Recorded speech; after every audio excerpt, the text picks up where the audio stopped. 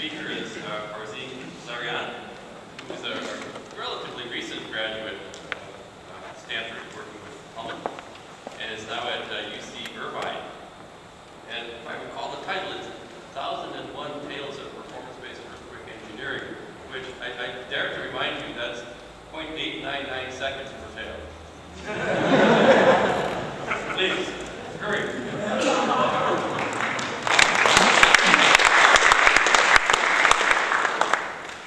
All right. Good afternoon, everybody. I hope that you have enjoyed listening to the recording. Talking about the title of the presentation. I wanted to begin with the movie Pulp Fiction because I wanted to look at what the professor did in different aspects and put it all together, looking at the movie like the movie Pulp Fiction. But then I said, I know that there are many elites among you that will talk about the major contributions of the professor, so I'm going to look at it as a student in Stanford University. Coming here, me being at Stanford is as long as the EDP variable has been around. I'm going to talk about all of these. But again, I'm very happy to be here, and I really admire the professor for all his contributions to the structural engineering. The first story, the journey. We have came a long way. Performance-based earthquake engineering is nothing new. It has been along since the first seismic.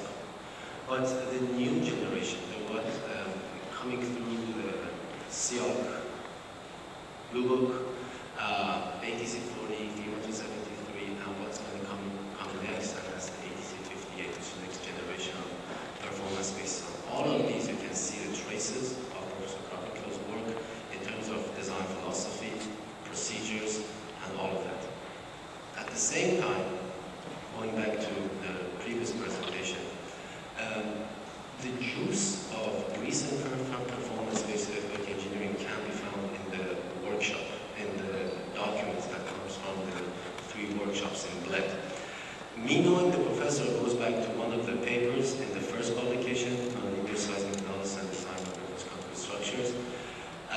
It was the major motivation for me to start going to graduate school and going for structural engineering, and also coming to the US to continue here. Again, as we were called.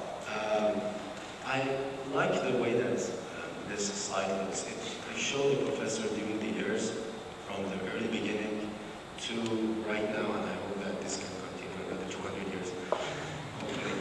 And the people, these are the pictures of the people that I could lay my hands on. I know that there are 28 students has been working with the professor, each of which has had a role in the whole idea of performance-based earthquake engineering.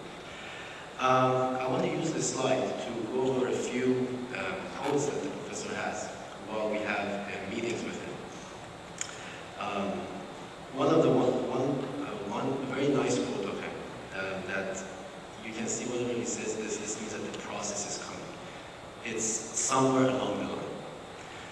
Whenever he says somewhere along the line, this means that there's a process going on and it has been thought through, and you need to think about it in advance. Second one, which I'm sure that most of you have heard about, is tough luck. Tough luck. And it usually is with a tap on the podium. Another very good one that I like, and again, with your permission, I'm using all of these in my classes and in my students, is all the good stuff. Basically, telling you that you need to go figure out what are the good stuff, put them all together. 2 of them that I talked to Francisco today, and he mentioned the cookbook recipe and the other 2 ones that I really like. And the last one, which you do not want to hear, is absolutely wrong, no doubt. It's totally wrong. You will go figure out. However, the professor is very good in the encouragement. And I remember he mentioning stories about former students, and even I got the next expression, which is, you have done a good job. I have got this maybe 5 times. But the professor is really good at encouragement, and I'm sure that he has not only been a very good professor in technical matters for students, but also a very good mentor. I'm going to touch on this at the very last slide. Performance-based electric engineering, again, this slide I've extracted from Professor Miller's presentations. Again, we're going to be a bit technical. Again, I'm going to throw in a story. In the current way that we do performance-based design, which is going through 3 performance levels, the live immediate occupancy, live safety, collaboration, the way that Helmut 273 exercises is, you can trace back this research to what Professor did during early 90s. And the vision that we have for the future, which is going to come in ATC 58, and is the work that has been done in Pacific Earthquake Engineering Research Center, is this looking at performance in terms of 3 decision variables: dollar losses, downtime, and life losses. Looking at the continuum, trying to talk to the stakeholders in terms of intangible variables that they can make decisions based on those variables. The good integral, Pierre started with a double integral, and it was talked about. Basically, it started from ground motion, trying to understand what is the building response, and directly trying to identify what are the losses related to that response. The professor, this happened the day that I came to Stanford, maybe July 2nd, 2001. There was a meeting, Sci-Fi building upstairs, and the new variable EDP was introduced. I don't want to go through technical matters again.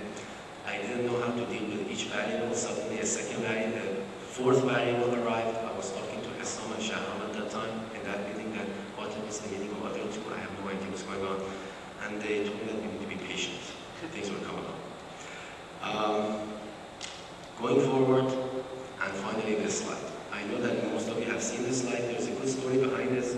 I remember once the professor had a presentation, and he was not happy of showing the triple integral. He said that this integral is so ugly that it's going to detach us from the engineers.